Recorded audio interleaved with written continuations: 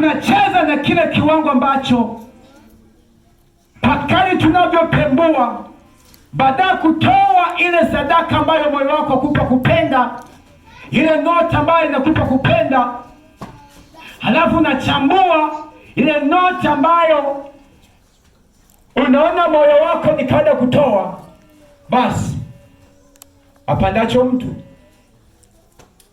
ndicho anachovuna. Hello? Amen. Okay. Ngoja tuendelee. Lakini niseme jambo fulani hapo. Kuna watu wa Kristo nimekuwa nikisikia hoja mbalimbali, na Wakristo wengine wamekuwa wakiinua vita na viongozi wao au na wachungaji wao. Mchungaji anakula sadaka. Na nimekuwa nikikutana na baadhi ya wachungaji, nikiongea nao, mchungaji mwingine anajihami kana kwamba aonekane ni mchungaji asiyekula sadaka. Mimi sipo kwenye ujinga huo. Kama Mungu amenipa kuwa mchungaji, ninakula kwa Bwana. Na kama sadaka ni ya Mungu, mimi nakula kwa Mungu. Na hiyo ni kama ni kazi toke kwa Mungu, na mimi sio kwa mshirika wao ambao ameshatoa sadaka kwa Bwana. Halo? Kama ni sadaka ya Mungu, wewe unainua vita ya nini? Sadaka si ya Mungu. Ukisha toa umetoa. Kama mchungaji anakula sadaka, wewe inakuhusu? Tumesha toa kwa Mungu. Mwachie kesi ya Mungu na mchungaji na Mungu wake. Unaionaje hivi? Sikuelewa. Ndio. Sadaka ambayo unaweza ukafuatilia mshirika kwa mchungaji wa kitongozi ni sadaka mchango. Kama ni mchango fulani mchungaji akala bila ridhaa ya wale ambao wamechanga kwa mpango wa Mungu, kwa tawfika maalum, hapo mchungaji ana hatia. Hata kama ni mimi nikipiga sadaka ya mchango bila ridhaa, bila mchakato ilipotoka, hapo nimeingia taka. Sina lugha kujitetea kwamba nionekane mzuri hapo. Sawa sawa? Amen. Na wako wachungaji ambao wanacheza rafu namna hiyo, na Mungu awasamehe. Ila mimi simo humo. Namshukuru Mungu. Hello. Mimi hata kama nimegusa sehemu yote mchango, tayari mchakato umefanyika ilikotoka. Unapima kweli mchungaji, basi ngoja ajitetee nayo. Hapo na hatia. Lakini sadaka sihitaji kujadili na mtu yoyote. Sadaka kama sadaka, sihitaji kujadili na mtu. Yaani hata wewe kiongozi kijadili na mimi unajitafutia baraa. Sawa? Yaani hata kiongozi ukifanya kesi na mimi tena kula sadaka, unajitafutia nini? Baraa. Sawa? Ila kama kiongozi ni muhimu na ni haki kwake kujua sadaka inafanya utaratibu gani. Sawa? Kiongozi ni haki yake kujua sadaka inafanya utaratibu gani. Hii inakwenda wapi? Hii inakwenda wapi? Hii inakwenda wapi? Ni haki. Sawa? Lakini sadaka ni nani? Ni ya Mungu. Halo? Kwa sidiri nayo. Usifuatilie sadaka. Halo, mwambie mshirika usifuatilie sadaka. Usifuatilie sadaka. Ukisha toa umemalizana na Mungu. Halo. Asante sana.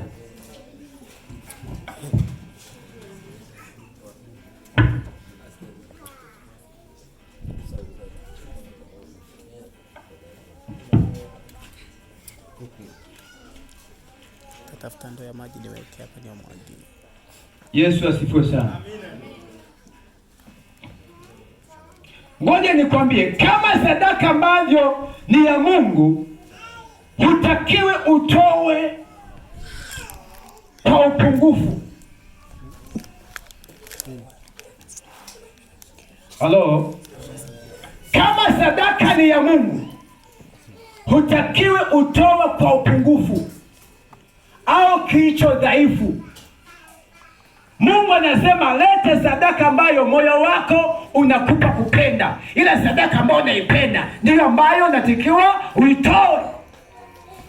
Lakini watu kwa sababu ya kuathiriwa na mazoea ya makuzi ambao mafundisho ya kutoa sadaka nzuri yamekuwa hafifu kwake au kwao, watu imebaki tu wanafikiri kutoa sadaka ni sehemu ya kutimiza tu taratibu wa ibada, ananyofoa tu anatoa. Hapana.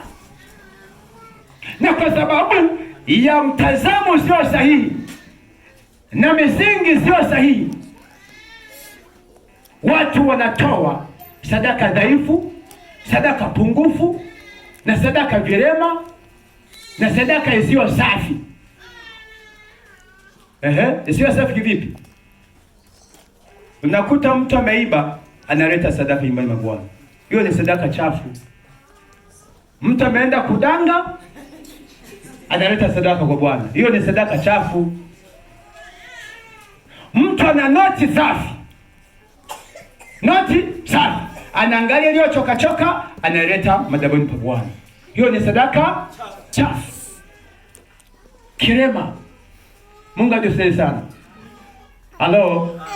Lakini mtu Mungu amekujalia, Jumapili imefika, una Msimbazi mfukoni au kwenye akiba yako, unapembua 1,000. Hiyo ni sadaka dhaifu au pungufu.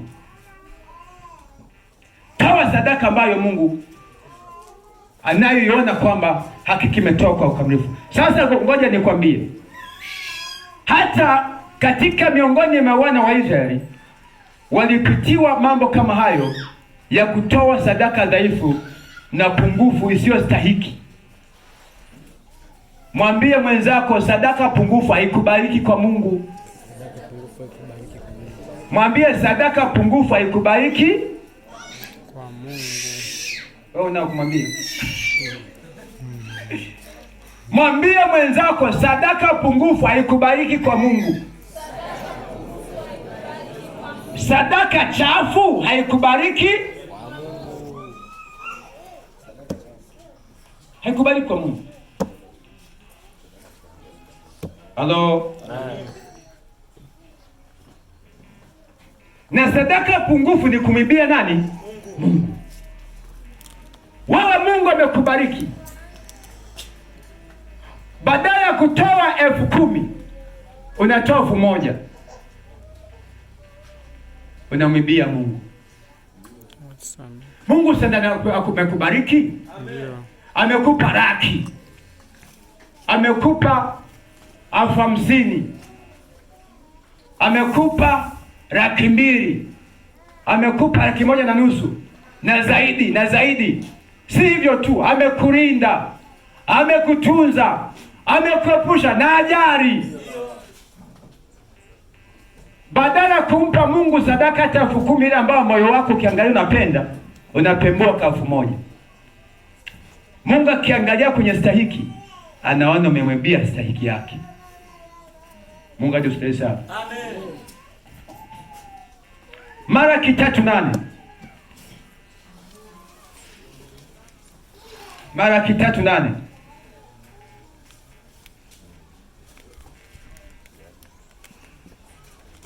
Namba moja asome, angalie Malaki 3:8 kwa kwenda na wakati mwingine.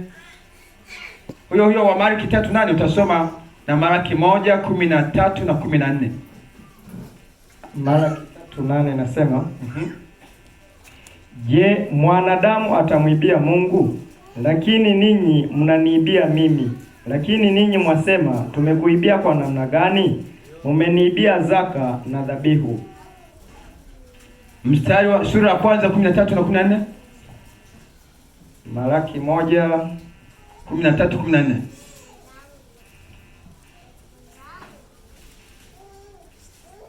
Malaki 1:13 mstari wa 14 unasema, Tena mwasema, tazama, jambo hili linatuchokesha. Narudia 13. Tena mwasema, tazama, jambo hili linatuchokesha namna gani? Namna gani? Nanyi mmelidharau, asema Bwana wa majeshi. Nanyi mmeleta kitu kilichopatikana kwa udhalimu na kilema na kilicho kigonjwa, ndivyo mnavyoleta sadaka. Je, niikubali hii mikononi mwenu? Asema Bwana. Lakini mstari wa 14, lakini na alaniwe mtu mwenye kudanganya, ambaye katika kundi lake ana mume akaweka nadhiri, ila amtolea Bwana kitu kilicho na kilema. Kwa maana mimi ni mfalme mkuu, asema Bwana wa majeshi, na jina langu latisha katika mataifa. Mungu atusaidie sana. Amen. Sikiliza nikwambie, wana wa Israeli wana wa Israeli walifika mahali wakamchukulia Mungu kipoa sana. Hata kutoa sadaka na zaka wanatoa pungufu, tena wakapitiliza, wanatoa hata vilema. Walikuwa na kawaida kutoa wanyama, wana wa Israeli. Waangalie yule ambaye amechoka, yule ambaye anachechemea, yule ambaye si dhaifu, ndio wanamtoa sadaka. Mungu atusaidie sana. Amen. Mungu akasema nao, akasema, ninyi wanasema mwanadamu atamwibia Mungu kweli, lakini ninyi mwaniibia. Wakasema, tamwibia Mungu kwa namna gani? Mnaniibia sadaka, zaka na dhabihu. Anaposema mwaniibia zaka na dhabihu, maana yake ni nini? Hata wanapotoa hawatoi kwa ukamilifu kama ilivyopasa watoe. Sadaka wanayotoa si kama ambavyo iliwapasa kutoa, kama Mungu anawabariki. Kwa wanatoa kwa kiwango kidogo, hivyo wanakuwa namwibia Mungu stahiki yake. Halo? Kama ni zaka wanatoa pungufu, wanamwibia Mungu stahiki zake. Lakini pia wanatoa sadaka ambayo imepatikana kwa udhalimu, kama nilivyosema. Mepona, umedanganya, unaleta sadaka. Si sawa mbele za Mungu. Lakini baada ya kutoa sadaka nzuri, unaleta dhaifu. Si sawa mbele za Mungu. Mungu atusaidie sana. Lakini pia Wakorinto, soma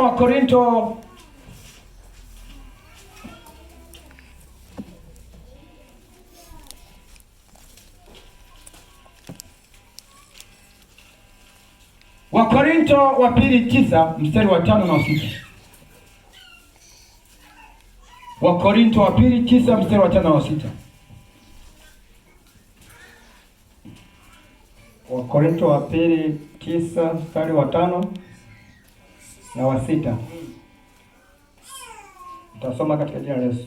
Basi naliona kuwa ni lazima niwaonye ndugu hawa watangulie kufika kwenu na kutengeneza mapema karama yenu mlioahidi tangu zamani, ili iwe tayari, na hivi iwe kama kipawa, wala si kama kitu kitolewacho kwa unyimivu. Paulo alikuwa analiandikia kanisa la Wakorinto juu ya utoaji. Halo? Anawaambia, nimewatuma watu na nimewasihi na kuwaonya, wawaambie na kuwaandaa, ili kwamba chochote mtakachokitoa msitowe kwa unyimivu, manake kwa uchoyo. Na kawaambia, kwa kuwa apandaye haba atavuna haba. Kwa watu wa Mungu, kanisa la Mungu halitakiwi kutoa katika hali dhaifu. Na Paulo anawaandaa, anawaambia Wakristo, kanisa ambapo wanaweza kujikuta wanatoa kwa uchoyo. Unajua, unaposhindwa kutoa sadaka nzuri, ni moyo wa uchoyo mbele za Mungu. Unaposhindwa kutoa 10,000 wakati iko ndani ya uwezo wako, ni uchoyo mbele za Mungu. Unapoacha kutoa 5,000 wakati iko ndani ya uwezo wako, ni uchoyo mbele za Mungu. Halo? Amen.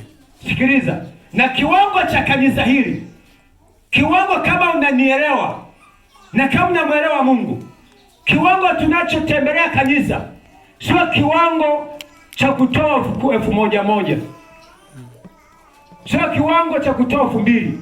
Kama ulikuwa unatoa 1,000 ukatoa 2,000, umeingia kwenye alama ya kujumlisha, na sisi hatuko kwenye alama ya kujumlisha, tuko kwenye alama nini? Ya kuzidisha. Amen.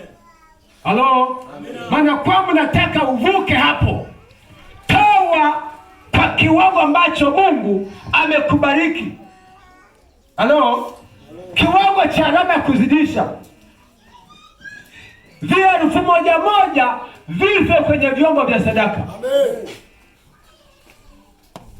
Halo? Amen. Yaani ukitoa 1,000, yaani uwe kama yule mama mjane ambao Yesu alimuona. Kwa kweli huyu mama ametoa kama alivyo. Maana yake 1,000 umetoa kama ulivyo. Yaani Mungu mwenyewe anakuona. Hapa kuna kesi. Sawa? Lakini kama Mungu amekubariki, usijiingize kwenye kiwango hicho. Anza kufanya hatua za kutoa mara zaidi. Halo? Amen. Si unanielewa? Si unanipata? Amen. Nje ya hapo ni kumwimbia Mungu, ni kutoa vilivyo dhaifu, hutoi sawa na stahiki ya Mungu. Mungu atusaidie sana. Amen. Sio kama mnapata watu wa Mungu. Tusicheze vile viwango ambavyo Mungu anatuangalia, tunacheza kwenye viwango ambavyo tunamwimbia Mungu, tunacheza na Mungu. Na mimi nataka kanisa hili linyenyuke, tunyenyuke. Halo? Hebu tuangalie waliomtolea Mungu kwa moyo wa kupenda na sadaka ambayo moyo wenyewe unapenda mpaka Mungu akaridhika. Haleluya. Tunamwona mtu mmoja ambaye alitoa sadaka nzuri. Hebu soma Mwanzo sura ya 4. Mwanzo sura ya 4. Mwanzo 4. Anzia mstari wa 3 na 4. Tasoma. Ikawa hatimaye Kaini akaleta mazao ya ardhi sadaka kwa Bwana. Habili naye akaleta wazao wa kwanza wa wanyama wake na sehemu zilizonona za wanyama. Bwana akamtakabali Habili na sadaka yake. Asante. Ikawa Kaini na Habili wakaleta sadaka kwa nani? Halo? Wakaleta sadaka kwa nani? Habili akaangalia sehemu ya wanyama wake walionona, akawaleta kwa nani?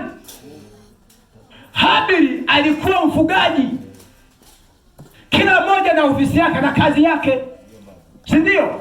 Wewe kwenye kazi yako angalia ni sadaka ipi ambayo imenona, ni noti ipi ambayo inanona kwa kadri ya kazi yako.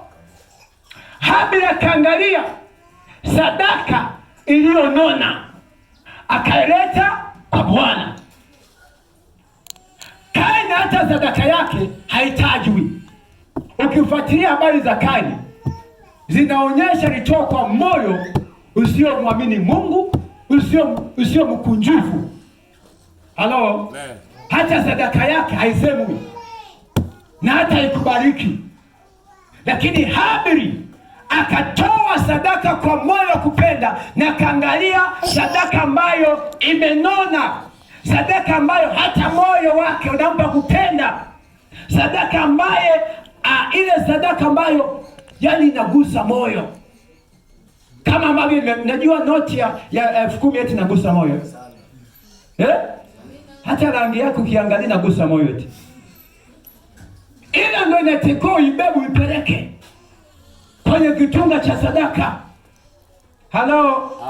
Yule mdogo wake Mdogo wake 10,000 tunamjua, basi mpeleke huyo. Halo, lakini 1,000 iwe kweli siku hiyo, maana yake mambo, Mungu wewe mwenyewe unaniona.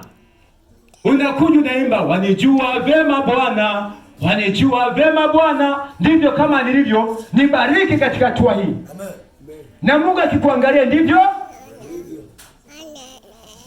Lakini mashine kama hii, mashine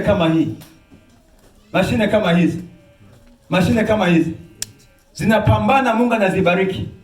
Unakuja nyumbani mwana na step nzuri, halafu natoa shilingi 1,000, shilingi 2,000.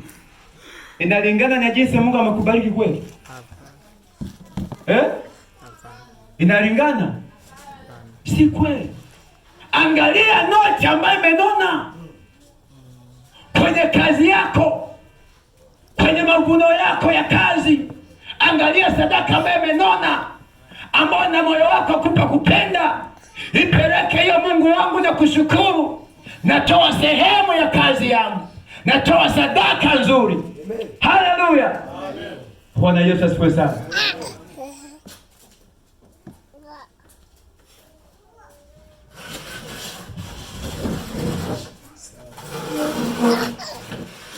Nashukuru vijana walipata maono kutengeneza chombo kikubwa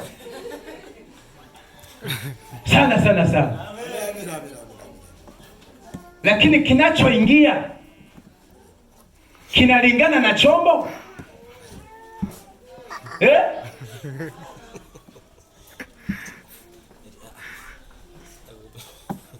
Inaandikwa sadaka ya shukurani. Inalingana kweli na mambo ambayo Mungu ametenda? Inalingana na kipato ambacho Mungu amekupa? Halo? Amen. Sikiliza, usitoe kama ambavyo umezoea. Toka hapo. Amen. Jitoa kwenye viwango kama ulivyozoea. Amina. Halo? Amen. Anza kutoa kwa kiwango cha kuzidisha, kwa alama ya kuzidisha. Yes. Sawa? Yaani wewe kama ni wahadi, kama Mungu amekubariki kiwango cha kutoa 5,000, toa 5,000. Kama Mungu amekubariki kiwango cha kutoa 10,000, toa 10,000. Amen. Halo? 10,000, 1,000 iwe si kwamba kwa hapa sina namna. Halafu ndivyo viwango ambavyo Mungu atakavyotembea na atakavyotembea na sisi. Na kanisa, kuna mahali ambako Mungu anataka kutunyanyua. Tusibaki tu kwa sasa. KKT Waroma wana Mungu ambaye hatuna. Hapo sasa. Hapana. Waroma wana Mungu ambaye hatuna. Hapana. Halo. Sadaka ya mwezi tu hapa kwetu. Sadaka ya mwezi. Yaani vile ambavyo Mungu anatembea na sisi, anatenda na sisi. Lakini na sisi tunyanyuke viwango vinavyokidhi kama Mungu anavyotubariki. Si ndio? Tujinyanyue hapo. Amen. Tujinyanyue hapo. Amina. Tukatae kucheza viwango vya chini, watu wa Mungu. Hebu anza hatua za kunyanyuka viwango vya kuzidisha. Amina. Halafu Mungu mwambie, Mungu, umeona viwango tunavyotembea navyo na tunatakiwa utubariki sawa na viwango tunavyotembea navyo kwa kamilifu cha sadaka. Amen. Yesu asifiwe sana. Amen. Naomba mtu mmoja nisaidie kurudisha huko. Ngoja nisome andiko la kumalizia hapa. Nehemia 12 mstari wa 43. Nehemia 12 mstari wa 43.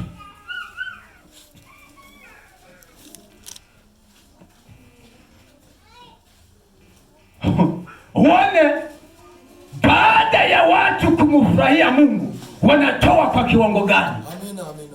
Unajua vile ambavyo umepokea ndivyo ambavyo unaweza kutoa. Halo, Nehemia 12:43.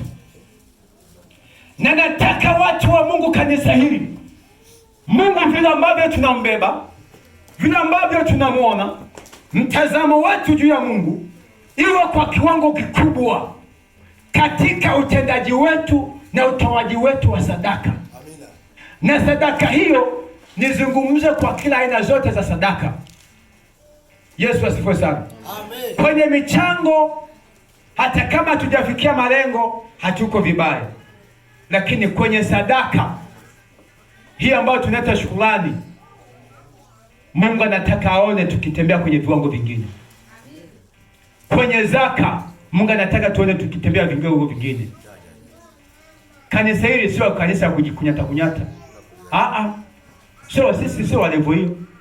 Na level hiyo ambayo tunataka tukitembea nayo ni level sio. Hebu soma Nehemia 12 mstari wa 3. Nehemia 12 mstari wa 3, Biblia inasema, wakatoa dhabihu nyingi siku ile. Wakafurahi kwa kuwa Mungu amewafurahisha furaha kuu. Na wanawake pia na watoto wakafurahi, hata ikasikiwa mbali sana furaha hiyo ya Yerusalemu. Amina. Asante. Wakatoa sadaka nyingi mno kwa kuwa Bwana aliwafurahisha. Wakafurahi sana siku hiyo, wakatoa sadaka nyingi. Ni wakati ambapo chini ya Nehemia walikuwa wamekamilisha kazi ya ujenzi wa ukuta wa Yerusalemu na nyumba ya Bwana. Haleluya.